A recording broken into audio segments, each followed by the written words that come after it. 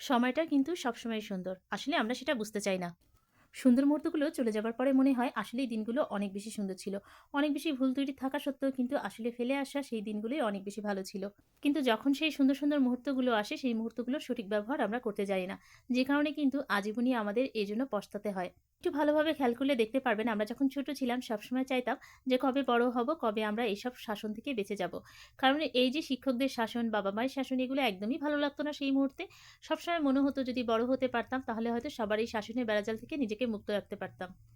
কিন্তু আসলে কি তাই? সেটা কিন্তু বাস্তবতা নয়। আসলে যে দিনগুলো আমরা ফেলে এসেছি সেই দিনগুলোই ছিল সবথেকে বেশি মধুর, সবথেকে বেশি শান্তির একটা জায়গা। কোনো চিন্তাভাবনা ছিল না, শুধুমাত্র নিজেকে নিয়েই ভাবা ছিল। এখন কি আর নিজেকে নিয়ে শুধু ভাবা যায়? এখন তো সবাইকে নিয়ে ভাবতে হয়। এখনই কিন্তু আরো বেশি দায়িত্ববোধ চলে এসেছে।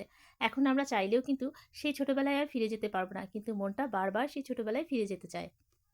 ছোটবেলার সেই শৈশবের স্মৃতিগুলো যখনই সামনে চলে আসে, তখন সবার মনে একবার হলেও উকি দেয় ছোটবেলার সেই সুন্দর, সুন্দর কাটানো মুহূর্তগুলো। অথচ দেখেন যখন ছোট ছিলাম তখন কিন্তু বারবার চাইতাম কবে বড় হব, কবে বড় হব। এই লেখাপড়া, এই শাসনের বেড়াজাল থেকে কবে নিজেকে মুক্ত করব। আসলে মানুষ কখনোই নদীর সেই সুখী নয়। প্রবাদটির সাথে কিন্তু আমাদের জীবনটা অনেকই মিলে যায়।